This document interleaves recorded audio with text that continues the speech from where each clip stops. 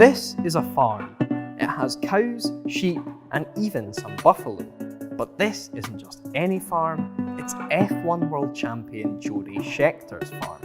But I'm not here to look at some rusty combine harvester, I'm here to check out one of the most innovative cars to have ever graced a racetrack, the Tyrrell P34, the six-wheeled F1 car.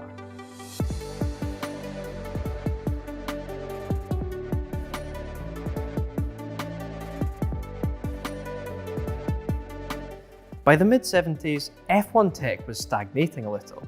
Every team bar two was using the same 3-litre Cosworth DFE engine, the same Hewland gearbox and Goodyear tyres at all four corners. Tyrrell searched for a way to play the system, and this was the result. So 4 wheels at the front and 2 at the back. Why did Tyrrell go for this layout?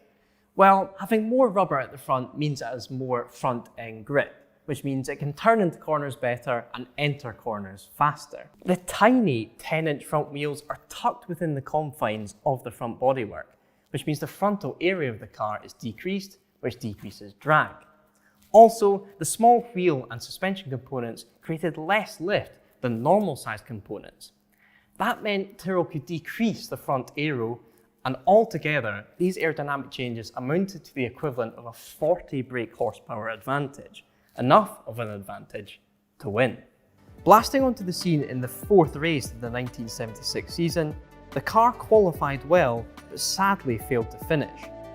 The P34 then went on to take a pole and a 1-2 finish at the Swedish Grand Prix that year, with Scheckter taking the top step on the podium. Jody, thank you so much for letting us come and film your car. What are your memories of this car? It broke a lot. It was fun to drive. You could do anything with it. It was sort of like a long wheelbase and a short wheelbase. So you could put it sideways on the straight if you wanted to. But as soon as you turned into a corner, one little wheel lifted up, so it didn't. But when I look back, I did more. I had better results than I remember, really. And how did it behave? Was it an oversteery car, understeery car? My style was generally oversteer, and you could drive this sideways all the time if you wanted to. The thing that it broke quite a lot, so that was, if towards the middle of the season or further on, it got to a stage where I wasn't really feeling comfortable at all. So while we're here, can we start it up? Yes.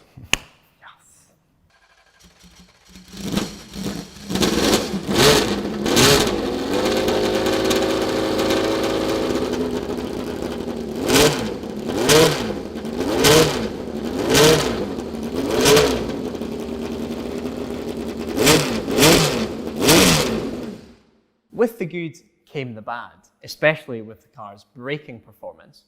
The small wheels made for small brakes, and that small surface area meant they would overheat and fade very quickly during a race. Not what you want in an F1 car. Also, the small wheels were susceptible to locking up, which meant Jody would have to lift off the brakes to get the car turned into a corner, effectively defeating the purpose of having all that front end grip. Another problem Tyrrell had to solve was making sure the drivers could see the wheels when racing, so they could place the car exactly where they wanted to. The problem was the cockpit was very high and the wheels were very small, so they couldn't see them.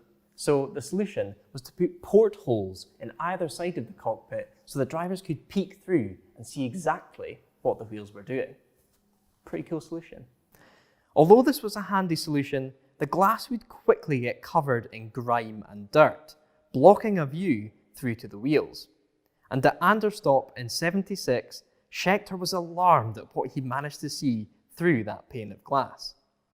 And there's one story that I have to bring up, Anderstorp '76. Yeah. What happened?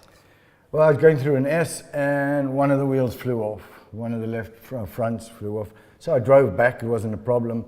Stopped there and I just say, Derek Gardner sat and I said, well, what is it like? I said, it's a bit of understeer, and then started laughing really. So Could you see that through the window? Yeah, I can't remember. I think seeing it, just rolling off the what's in it. Yeah.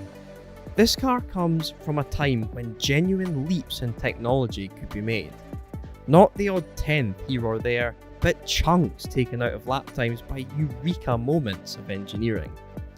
Where now technological advancements are incremental, the regulations used to be loose enough to allow cars like this to exist. And, in my opinion, the sport needs to get back to those less restrictive days, when every car was full of engineering potential.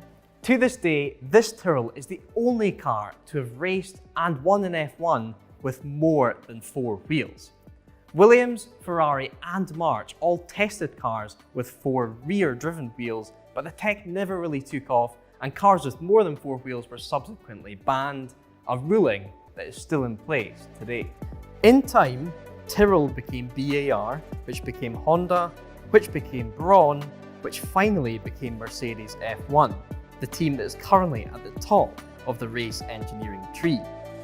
They have their powerful V6 engine and dramatic aero today, but 43 years ago, their direct predecessor opted for something altogether more radical.